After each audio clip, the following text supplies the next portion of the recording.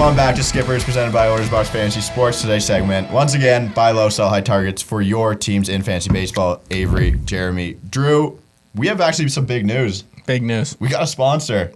Somehow someone believed in us, and that's Ace Hill. You know what Ace Hill has, Jer? What does Ace Hill have? Everything. Literally everything. If you want to do beers this weekend, Ace Hill's got beers. If you want to do vodka sodas, skinny season, you're on skinny season, right? Yep, that's for sure. Vodka sodas, and then ciders. I'm not a cider guy, but people like ciders. I don't mind a cider. Shout out to Ace Hill for supporting the boys. Yeah, I love mean, that. They're giving us beers, man. Shout out to our new graphic designer who made this new thumbnail on this episode. Great looking thumbnail. We love it. I mean, it takes a village, right? Yeah. It takes a village. So shout out to everyone for hopping on. Thanks, Ace Hill. But open notes from you, Jer. Yeah, make sure you subscribe. Keep liking the videos. You guys have been amazing. Comment your questions below. Buy low, sell high. We love this segment. Join the Cord. Yeah, join the Cord. Discord's been awesome. Obviously, we do our Discord pick of the day for Mustad, but Yeah, today... Not in this episode. Not in this episode, so we're going buy low first. I will start things off with... Usually, I think a lot of people kind of look at targeting an injured player, buying low on, and that's exactly what I did this week. And I'm picking Zac Gallen of the D-backs. Great 2020 campaign. Came back, well, missed the start of the year. Comes back. He's all right. Not great. Goes back on the IL. He's going to be back soon. I think it's a great opportunity to buy low on him. I feel like his ERA is worse than what it is right now, and it's 3.04, which isn't bad at all. I feel like it felt worse. So I think that he's definitely worth a target. I think that you could get him at a good price. This is an ace. This can be an ace on your fantasy team. So I do think that his value is there to trade for. I'm going Zac Gallen here. You got to be scared of some UCL sprains, too. So that's kind of a diminished value for Zac Gallen if you can get him for next to nothing, pretty much. Yeah, like you have to go on like the week when people are in the IL. I feel like it's that week before they're gonna come back, where the news isn't coming out that like he's coming back. He this threw day. a 30-pitch bullpen this week. He's gonna throw another one soon, I think. It's a great call. I like Zac Gallen. Admittedly, I didn't watch him pitch much before. Like last year, It's hard to catch Diamondback games when they start at like 10 Eastern. Exactly. Yeah. So Zac Gallen, everyone was high on him. I was like, who is this guy? Looking at the numbers last year, he was really, really good. Yeah, so really good. I think you can keep it up too. Yeah. Drew, want to get into your buy low? Yeah. My buy low is Kelenic of the Seattle Mariners, one of the top prospects in baseball. We had all that controversy about him not getting called up. Since he's been called up, though, in the last 2 weeks, 4 runs, 1 home run, 3 RBI, 2 stolen bases, and batting .085. Which is pretty bad. But if you look at the 6 games he played in AAA before getting called up, he had an OPS of 1.043, so over 1,000, and 17 total bases in those 6 games. So we know he's one of the top prospects in baseball. The stats will begin to correct themselves soon. In redraft leagues, I'd be looking to buy low for a manager that is considering dropping him, because I'm sure there is a few managers considering dropping him, because the potential for like the breakout could be any day now. Yep. I mean, he's a great player. I saw a tweet. I forget who it's from. I didn't come up with this myself. But they said the best time to trade your prospect is the day they get called up. There's so much hype. There's so much hype. No one's really lived up to the hype that much. Manoah, his first start. But if Manoah's value after that first start was skyrocketed. You see some of the fab bids on him. Like, people are using 30% of their fab budget to pick up Alek Manoah. Yeah. But I think if you have a good prospect, except for maybe Wander Franco, you trade a lot for. Well, Kelenic's one of these guys too, who's like Wander Franco. They're pretty much can't miss prospects. Exactly. Yes. But those are 2 guys I wouldn't trade. But like a Manoah right there, you can get the most value the day they get called up. 100%. I think that like after the Soto call up, and then like he broke out so hard in his rookie year, and the Tatis, and people think that prospects are gonna like break out right away. So that's a good call. We know hitting in the MLB is pretty much fucking impossible. Yeah, it's so hard. So yeah, easy there. Jared Kelenic. Buy low. I have no issues with that. I'm going to go to my buy low, and that's DJ LeMahieu right now, slashing 255, 339, 328, 3 homers, 14 RBI. His career batting average is 303. Obviously, Coors Field helped inflate that for a while. Yep. But this year's average exit velo is 89.5 miles an hour, which is 2 miles per hour lower than any other year he's had. His expecting batter average is still 273. His K percentage is the highest it's been since 2015.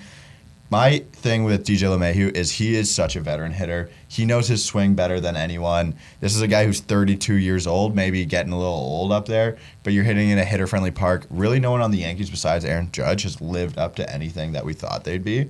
So I think DJ LeMahieu's an easy buy low for me. I just think he's a professional hitter. He's going to figure this out. We're at that point of the season this year that last year was, and he was incredible last year. So maybe over 162, this would even itself out. But I expect him to start having a better second half or better second, third of the season at least. Yeah, not a very flashy player, so I do think that he's an easy target that you could get for a good price. But yeah, I think that DJ is a great target.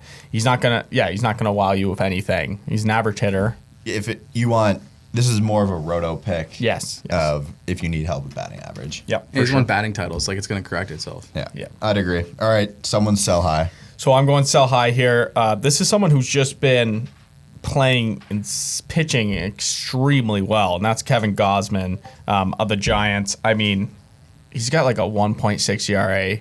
He just finished up dicing the Dodgers. I think this guy's value is sky high. He's got injury issues before in previous years. This guy hasn't had a sub-3 ERA, I don't think, once in his career.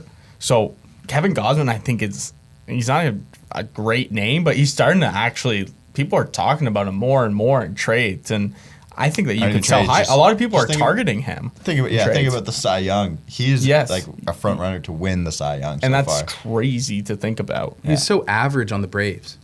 I mean, he was brutal. I mean, he was on the Orioles too. Yeah. The only thing reminded me of Kevin Gausman is when he was at LSU. I'm pretty sure he used to do running starts from behind the mound to warm up at the start. But other than that, he's just one of those Orioles pitchers who's just succeeded after they've left. Yeah. High strikeout and he throws hard, and he's always been a good strikeout pitcher. But the ERA, there's just no way this can sustain, I think. I also don't think anyone will think that'll sustain at all. No. I would take Kevin Gausman in trades. Like, I believe it's real. I think it's not that I don't believe it's real. I just you can't keep this up. I think his value is at a highest. Value. I do think that he's a likely. solid pitcher and that he's going to be good for the rest of the year. But I don't think he's going to keep up this pace. You're right. It's not and an going any injury higher could just than this. ruin his entire season. Yeah. And he has had I'm elbow pretty issues. sure he just had an MRI. You just mentioned that scare that he had. That worries me because you look at Flaherty now, right? He's going to be out for a while. So rest in peace, Jack Flaherty. So I'm going Kevin Gausman here. I think that if I had him, I don't have any shares, but if I did, I would explore something here. Yeah. Do your due diligence for your teams. Yes. I mean, obviously, you don't have to trade a guy like Kevin Gausman if he's pitching this well. But sometimes you can make those league-winning moves with a guy that's you don't really want to move, but you could do it. So, Drew, get into your sell high. My sell high is Austin Riley of the Atlanta Braves. Last 2 weeks, 8 runs, 5 home runs, 12 RBI, batting .341. Everyone was calling the Austin Riley breakout before this season, and it's finally arrived, but this is a little bit too much of a breakout. Like, he's definitely overperforming here. His batting average on the season is .305, but his expected batting average .266. His WOBA on the season over 400 at .409, but his expected WOBA .372. So this is a guy that's just really overperforming his peripherals, and someone that's definitely going to start falling back down to earth. He has probably moved up a bit in the Braves lineup because of the Ozuna situation, but again, I'd be looking to sell Austin Riley for someone who isn't hitting out of their shoes, a third baseman that maybe has been underperforming, and maybe another player. Definitely sell high on your Austin Riley shares. We talked about before who said Cabrian Hayes. You said Cabrian Hayes, right? As someone who traded for him. I have Austin Riley because I thought Austin Riley would break out, so I'm going to ride with what I think. That's why I'm not going to trade him. I like Austin Riley, but you're right. His numbers are kind of unsustainable for Austin Riley. He's gotten really hot. He's always been a guy who has been hot. He's get these crazy stretches, but if he keeps playing the way he does over a long period of time, you're not going to be mad with Austin Riley, but get him off your team if you don't. If you can get some good stuff for him right now. Would you trade Austin Riley for Kevin Gausman? Oh, 100% I would take Kevin Gausman. Yeah, I would take that They're too. both kind of guys that are overperforming. I'd say Kevin Gausman, the peripherals or like the StatCast profile backs it up more than it does for Austin Riley. Don't mind that at all. I'll get into my sell high, and that's Marcus Semien. Sorry for you Blue Jays fan. Numbers are fantastic, slashing .301, .372, .546, 13 homers, 8 stolen bases, 32 RBIs. Second highest differential from his batting average to his expected batting average, as his expecting batting average is only .241, which is kind of crazy you'd see there. The underlying metrics also aren't very good. Nothing over the 70th percentile in any of his batted ball profile. Really only had a great May, as his April was kind of horrendous. And I think he'll be losing opportunities with George Springer back in the lineup. Kevin Biggio back in the lineup too. I hate when they have Kevin Biggio kind of up near the top, but Charlie Montoyo might be the worst manager in baseball. Do we agree with that? I kind of like him. He's I gritty. don't. He's gritty. Yeah. I don't think he's that I think gritty. they need someone that Knows players what- are scared of. Yeah. Yeah, he's too Definitely much not of scared, yeah. a friendly guy He's like sometimes. your for grandpa sure. coming to So watch I your think game. they'll mess around and put Biggio back at the top for some Oh. bullshit, no reason at all, and that would infuriate me. But I think Marcus Semien, if we're doing a scale on how high his value is going to be, I think we're right about the peak for this season. Obviously, he's a great player. What did he finish, second or something in the All-Star voting? Or Third an in MVP 2 years ago. 2 years Yeah, ago. 2 years ago. He's a great baseball player, and I'm saying this so high only because I think this is the peak of his value this year.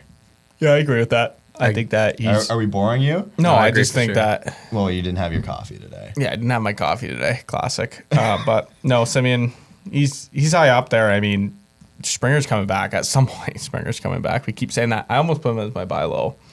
George Springer? Yeah. Oh, I thought you were going to say Marcus Semien. I No, said Marcus that one. Semien. No.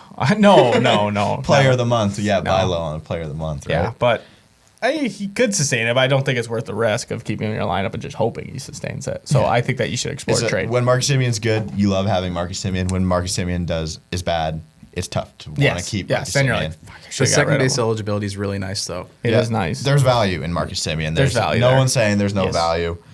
Just think we're But at he the was peak also here. horrendous. Would you a rather have couple DJ months. LeMahieu or Marcus Semien? DJ, yeah, I'll take DJ for the rest of the year. Yeah. Yeah. I mean, yeah, they're just good. If I'm It's a playing long Roto, season. not points, it's a maybe. long season. Points like Marcus Semien can do. Yeah, it he all. can hit the ball over the But fence. He's got some power, some sneaky power that. Well, 13 home runs shows Yeah. that he doesn't have sneaky power. He has And real Roto, power. yeah. Well, DJ. he's never really been a crazy home run guy. True. But look at the parks he's playing at now. We're playing True. at Coors He did Field play in North. Oakland for a long time. Yeah, where that ball just did not want to fly. All right, that's all I got. Anything else from anyone? Nope. Thank you, everyone, for watching. Thank you for tuning in. We'll see you next time.